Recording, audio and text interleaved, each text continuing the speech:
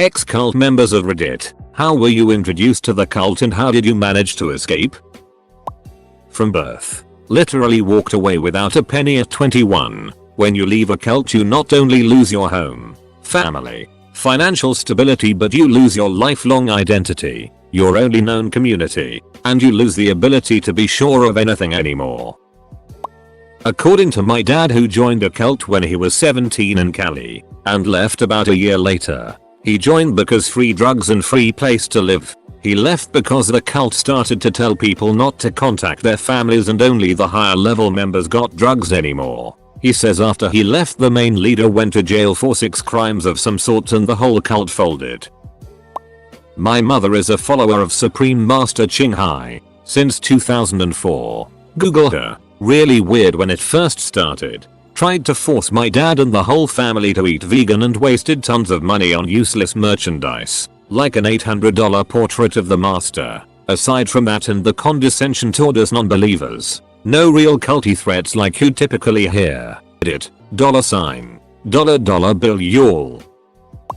Found them online when I was only 14. Wasn't introduced to it. I stumbled on it. They seemed normal at first, but then things started getting weird. If you didn't agree with everything they said, you were shunned as an outcast, which I found strange considering so many of them had joined as outcast members of society. I wanted to leave. They said you could anytime, but it was an addiction, and they knew you weren't going to leave. Finally I just gave in, and I've been on Reddit ever since. I grew up in the family radio cult. What they are mostly remembered for is their 2011 prediction of the end of the world and rapture. Spoiler, the world didn't end. I was a young adult and able to leave in the chaotic aftermath without too much of a fight from my parents. I'm doing okay. Many people are not. Some are still making more predictions. Do want to take a second and say that 90% of the people in the group were kind people who really didn't want the world to end, but were just so brainwashed that they really believed it. Some of the nicest, most giving people just got sucked in, chewed up, and swallowed in the abysses that was. I ran away from home at 16 and joined this weird spiritualistic cult. They didn't have any gods, but they believed a lot in spirits and ancestors and stuff. We all lived in this big house owned by the leader guy whose name was Jonathan. Jonathan had a special kind of connection to the spirit world or whatever. They were all super good people. They took me in, gave me food and clothes and stuff. One of the guys gave me a job in his company. They had a lot of rituals and stuff we all did, with a huge emphasis on community and common good and honoring the dead. It wasn't a bad thing, so does it make it not a cult? I dunno. They did require a lot of dedication to the group and stuff. I believe 5% of income had to go to the cult to help Jonathan with rent and so they could all buy food and it. I lived with them for a few years. They got me through high school and without them I never would have gone to college, which is the reason I left and where I am not. Edit, I meant where I am now.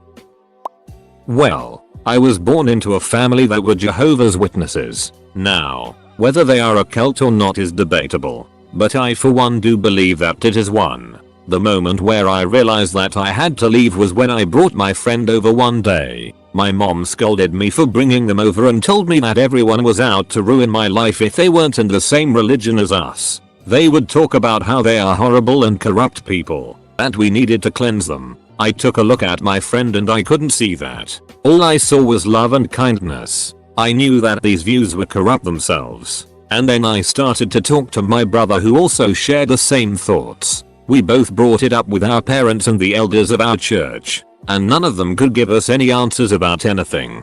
This is when we both decided that we cannot follow the lead of people that cannot explain what they are leading us into. In the end, we just didn't really believe in the religion itself. I realized my family was in a cult when I was 10 and we had a burn party for the television. As it exploded, people chanted, "Die, Satan, die." This is my friend's story. He joined because he was homeless and they promised to get him clean and sober. He left because he got clean and sober. He took what he needed and faked the rest. There were others there out of desperation. He connected with a few of them. Their philosophy was eat the meat and spit out the bones. I'm still clean and sober. I had 3 years in January.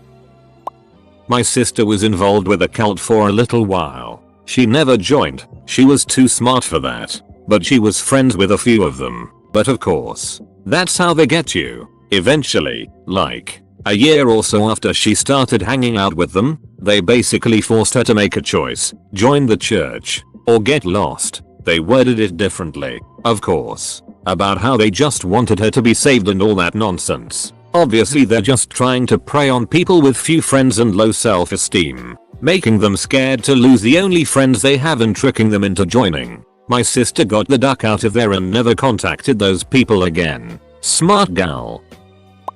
I was raised a Jehovah's Witness, so I was brainwashed from infancy that this was the true religion. If you want an idea of what the cult was like, think of 1984. No, seriously, that's not an exaggeration. The cult had no crimes, doublespeak, and a worshipful attitude of the governing body, head honchos of the cult, and anything they said was automatically right unless it was thought to be wrong later on by the same governing body. Any disagreement meant re-education and the ministry of love, or shunning, which meant complete avoidance by everyone still in the cult from you, including family members who were still in. I got out when I said enough is enough. I still haven't talked to my mother in 10 years.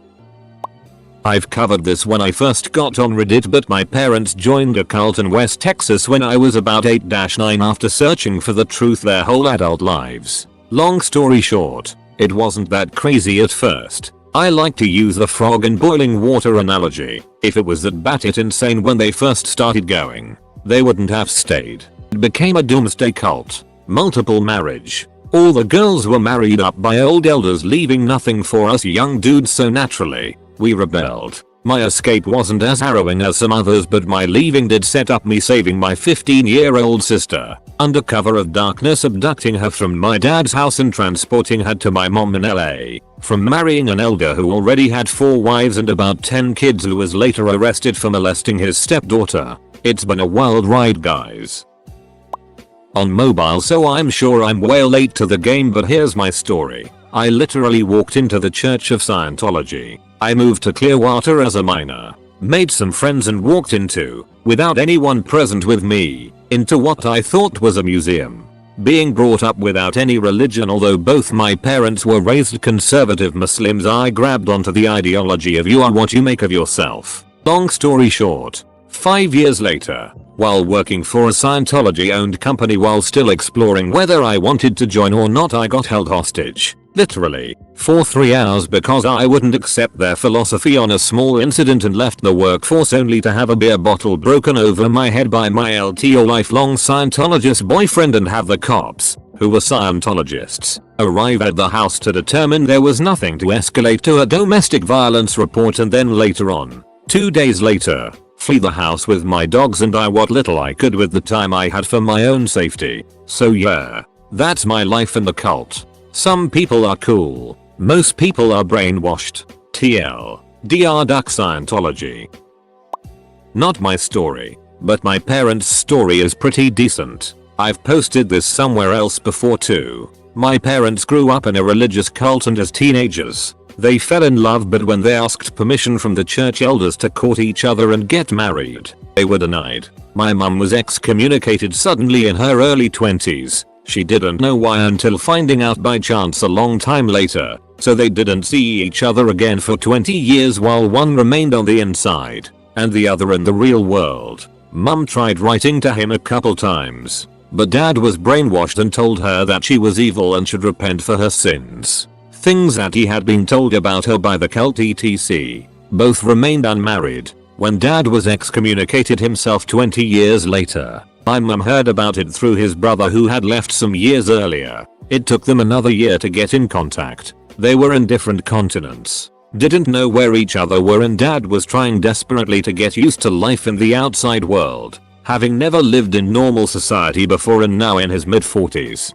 Dad told us later that he wanted to find mum, but was afraid because he believed she was going to hell. Edit. Clarified this with dad this morning. Apparently he didn't believe this when he left actually, but he spent at least a year wondering if he should ask to go back because he believed that his soul was damned by leaving. One day he finally had a letter from mum. He wrote back immediately and basically assumed that they were getting married, packed his bags and moved across the world to find her. Mum answered the door to dad in the early 80s, having not seen him in 20 years. They were engaged that night and married within 6 weeks. They are still happily together. And edit. This got a lot more attention than I expected. Really sorry to those who were frustrated that I didn't address this properly and asked you to fish in the comments. My inbox went a bit nuts and I didn't know how to handle it. Just to answer a few questions that people are asking. Regarding mum's excommunication, she was permitted to study briefly in a college on the outside, and while she was there,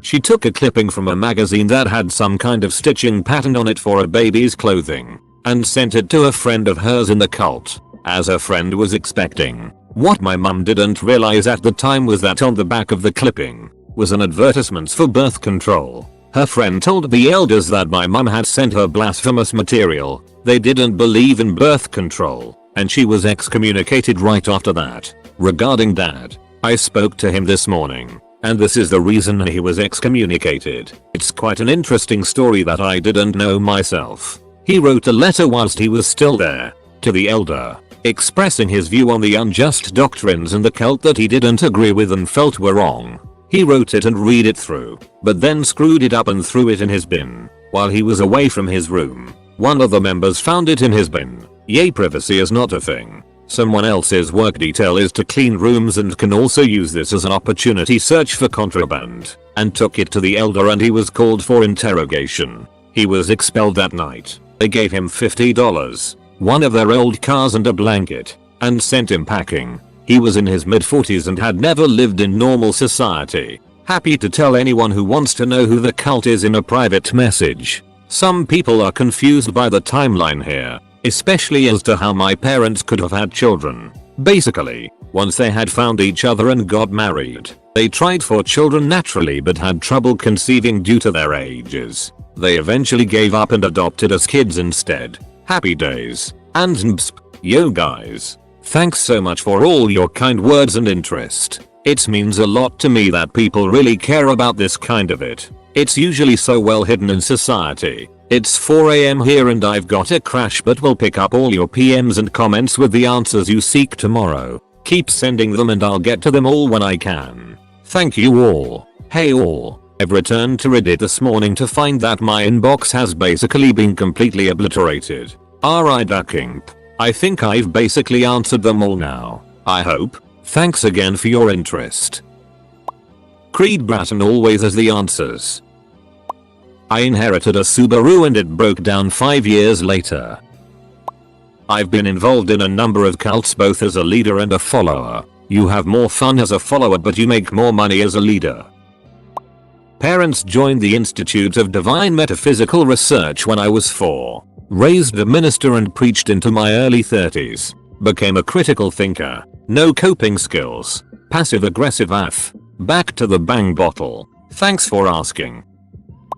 For those interested, there are quite a few good documentaries on Netflix at the moment dealing with ex-cult members, cults, motivational speakers, channelers, psychics, etc. and Enlighten Us, Deprogrammed, Holy Hell, An Honest Liar, Children of God, Jesus Camp.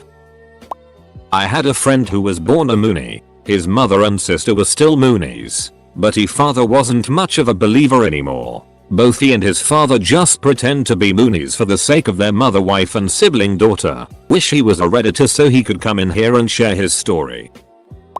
I bought my first Apple product back in 1998 and since have constantly replaced each product with a newer upgrade. I feel I have lost all privacy, freedom and sense of identity, and yet I continue to pay my hard-earned towards this organization I am yet to escape and currently have 4 different iPhones and 2 MacBook Pros. Mormonism. I can't leave no matter what I do. I cannot attend church or talk to anyone in it, but they'll find a way to contact me. They don't give up. It's especially hard when all your relatives are also Mormon, and you live in one of the highest Mormon populated cities in the world. Sigh. Edit. Sorry that I wasn't clear. I am a high school student still at home and my parents won't let me get rid of my records since it seems to be important to them. I have told leaders and anyone who contacts me about church related things to stop it as I am not comfortable, and they won't stop despite my efforts of telling them no. If I was not younger, I would be out of Utah and out of the LDS church in seconds. Edit number 2. Thanks for all the love and support.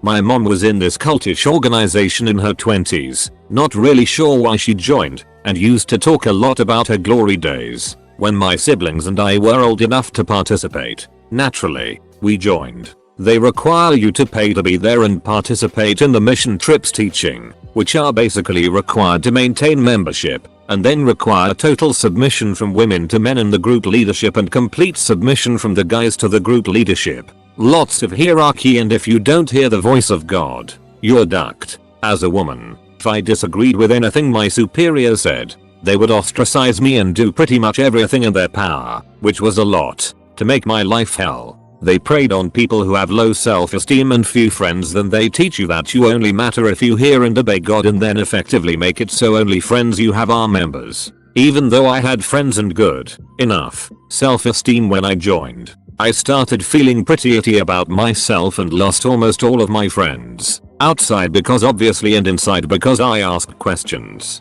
The most cultish part of my experience was that despite all of this, they still enticed me to come back a few times and rejoin activities, committing to greater and greater responsibility each time, which meant worse treatment each time because, for me, having greater responsibility meant asking questions sometimes. Even logistical clarification questions, i.e., when are we supposed to be at X event? What's the address of Y location? Infuriated my leader. When I tried to talk to his leaders about this, they tried to gaslight me, then ostracize me. Third time back, I promised myself I would never return. My brother is still involved and it makes family gatherings extra tough. My sister would be involved if her husband's job would allow him to relocate. I went back one time to see my brother get married to another member. I ran into my old crew and leader who discouraged me from starting medical school, noting that it would delay my marriage and childbearing and that the workforce isn't the woman's place.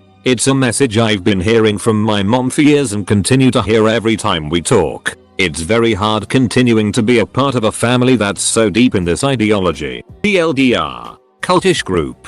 Tried to leave 3 times. Out now. Family is still in it. Edit. A lot of comments below are asking if my bad experience could be explained as it having been the site I was at. It's possible. I was at the main base, headquarters, in Kona. High, which is where most of the bigwigs live or frequently visit. I have spent time with the head leader a few times and several other members of her leadership over the years. During my tenure with IWM, I visited several other bases and found elements of what I experienced in Kona, but definitely had a more diluted version of the above when I was away. The peripheral bases are possibly more benign than the epicenter, but the periphery also may mask the problem more easily because the volume of the collective voice is quieter when the base size is so much smaller. We're talking sometimes 12 people versus thousands. In the epicenter, I experienced highly concentrated sexism, racism, homophobia, etc. And I think it's not hard to imagine the power of groupthink to influence radicalism and make people more vocal about pre-existing and developing beliefs,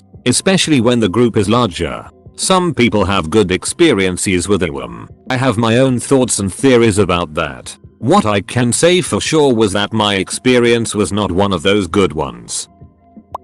When my mother met and married my first stepfather, I was 4 or 5 years old. He began to introduce me to the cult he belonged to almost immediately. I don't think that my mother realized he was in one, although he was trying to get her into it slowly. During evenings when my mother went out, or weekends whenever he could get me alone, or school holidays, or times when he'd come get me to take me out of school, he would work on teaching me to be a member of the cult he believed in. Whenever my mom wasn't around, there were training sessions and practice sessions for his cult. Eventually, there were times when he'd get me in the middle of the week from school and take me to a group camp sort of place that other members of his group set up for extended activities. Sometimes they would trade children for the getaway period, like swap us back and forth for cross training. Once in a very great while a kid there would die, but usually those were the kids that were just picked up and not legally parts of their family, so they didn't have to make excuses for them missing. I was very lucky, because my stepdad didn't like to share me, so I was never cross-trained. My mother helped my stepfather in a lot of what he did, not because she knew what he was doing and involved in, but because she was naturally a hateful sort of person who helped him in isolating and keeping me from making any long-term friends. She refused to let me watch television, listen to radio or music, go to parties or special events. It was a lot like being a Jehovah's Witness family, but she wasn't one. She just didn't want me around and did not want me to inconvenience her in any way. So the house was closed to me. I was restricted to my room for most of my life as a child by her, and that helped him because it gave him a lot more access and control over me. My stepdad's cult was a sexual slavery group. They believed that women were naturally inferior and meant to be slaves. My training was to teach me how to be a slave, how to endure pain, long terms of time and poses holding things, or being furniture, and what he called preparations for my womanhood. By the time I was around 8 or 9, he was trying to get my mom into softer versions of what he was doing with me with his buddies in his group. He started by trying to get her to do swinging and wife swapping and stuff, but my mom was naturally a prude who actually had sex in the first place, which kinda made things worse on me and made him more impatient. By the time I was 8 and 9, I told a childhood friend some of the stuff he did, but not about the camps and the poses and training and the kids that were expendable. She told her mother, who told my mother that I was being molested, and there was a lot of screaming and shouting in the house, and the embarrassing interviews with her interrogating me and being really angry at me, and I was so scared. Because of the threats he'd made, but also because she was so furious with me that I minimalized what he was doing and kept it to just the preparing me for womanhood bits. She separated from him for 3 months, but it was too hard for her to make it on just her own income, and she was too proud to ask for help and refused to go on any kind of assistance because she didn't want to be a welfare mom like all the wetbacks she hated. So she took me back to him and basically just gave me to him. I tried to tell her that he was starting stuff again, and I was told that she was just too tired to hear it right now. So I never tried to get help from her again. By the time I was between 10 and 11 years old, I'd begun to read books about child abuse, molestation, and cults. I couldn't find anything about the sexual slavery parts of it, but there was enough there already for me to understand that what was being done was wrong, and to fight it. I began to refuse him. Every day was a battle of screaming, shouting, throwing things, hitting each other, while my mother would then punish me for being disrespectful to my stepfather. In the end, he was trying to abuse me in the afternoons, and I was stalking the house at night while he slept with a knife in my hands, trying to get the nerve to kill them both in their sleep. Just as I was ready and prepared to do it, I had stuff packed and everything. He just disappeared. After a week of him being gone, my mother told me that he had been having an affair with another lady, who was only 17 years old but had a 2-year-old daughter already, and that she kicked him out for cheating on her. That's how I got out of the cult. However, later on as an adult, I stupidly ended up with another guy who was into the same things. He started out trying to pass it off as just an interest in normal bondage fetishes, but in the end, I found out he was with the same group of people, who are now apparently internationally spread out with private compounds and vacation places all over the map. It tore me up when I realized it. I called the police and changed the locks when I found the boxes and boxes of his private photo collection at the camps he went to, with the other men posing with women tied up, cut up, unconscious, and beaten. So that was the second time I escaped from that kind of cult. It has now been 13 years since I earned that freedom.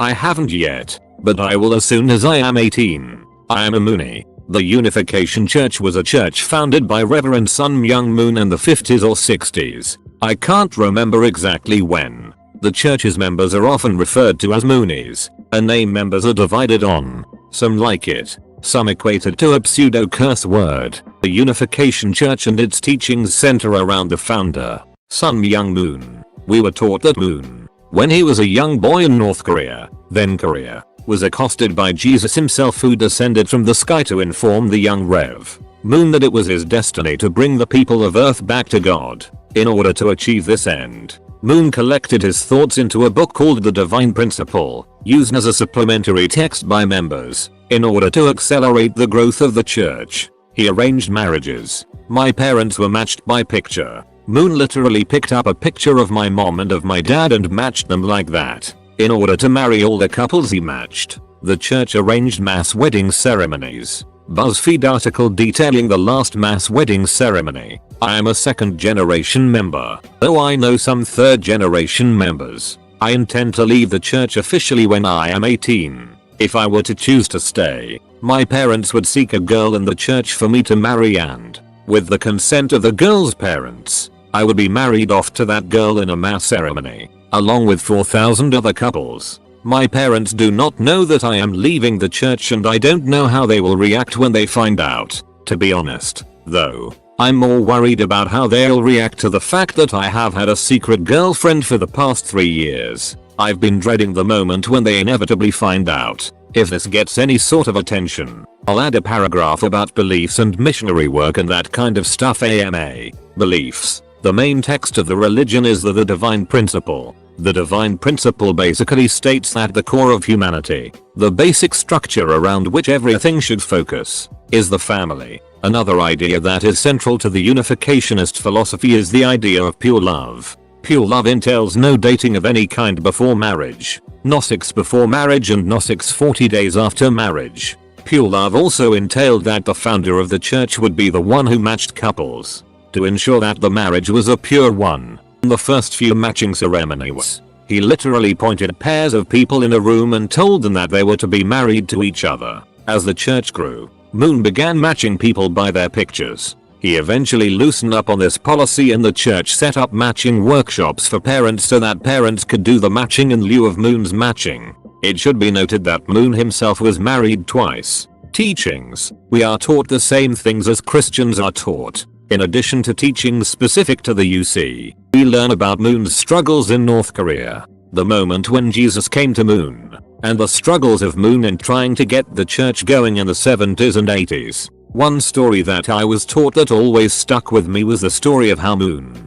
when in a North Korean prison, only ate half his allotted rice and gave the rest away. I don't know how true this story is, but it shows how Moon built a myth around himself. He escaped the NK prison when the US bombed the prison he was in during the Korean War. He escaped to Japan, was persecuted there, and eventually immigrated to the US. The church, now, largely comprises of Japanese people, Koreans, and the people who converted to UC. Capital I, myself, am half Japanese, half Korean, a fact that can be only explained by Moon's indiscriminate matching methods. Side note, Moon himself advocated for the blending of peoples. I knew many half whites, half Japanese people, a couple half black, half Japanese people, and some white people. This was one of the few liberal ideas that the church maintained, and I thought it was kinda interesting. On the flip side, the church hates gay people, but they are not especially fanatical about that. I was taught to just pretend to be their friends and don't treat them differently. Missionary work. My mom was born into the church, she's Korean, but my dad converted when he was at uni in America. A white man with a Bible showed up at his door, preached the church's teachings, and my dad decided to check out what they were about. He later had a moment with God, and well, here I am. The church is heavily invested in attracting new members. The people. Okay, I know you want to hear stories about how extreme the members were, about how fanatical they were, and how I was closed off from my friends and forced to wear a chastity belt and was chastised for looking in the general direction of a female, and that I was taught that God cried when his children masturbated, but that would not be my experience. The people had some extreme views. Don't get me wrong. I've sat through 3 increasingly awkward lectures about the sins of masturbation. But, in all honesty, the people who I've met who are a part of the church are actually some of the nicest people I've ever met. There's a wholesome attitude that pervades the church and its members. We were taught that we are all a part of the same family, that we were all brothers and sisters. It was actually kind of cool to be able to call each other brothers and sisters. It was fun to feel comfortable enough with fellow members to say with earnestness that they were your brother or sister, even if they looked vastly different than you and were of a different race than you. At least in public, there was a general vibe of cooperation and of kinship. At least in the general member population, there was no malice against those that were not a part of the church. It was more of a they just don't know that they're wrong attitude. I've always maintained that I liked the people, just not the beliefs. Extra notes. Korean culture pervades the church. Korean food is served oftentimes. Korean culture is taught. and a lot of the words we use to describe church proceedings are in Korean. Most members are Japanese, at least in the US they are. I'm not sure why. The moment when Moon passed was an event, to say the least. I cried. I used to be extremely devout. The Washington Times is owned by the UC. Open bracket. I used to like the idea of arranged marriage because it took the burden of dating and finding someone off my shoulders. We had a huge scandal when the church's head pastor, who herself was a daughter of Moon, had a baby with a band leader who played worship songs before she gave her sermon every Sunday. Boy, was that a confusing time. If you made it to the end, I commend you. I hope this was informative.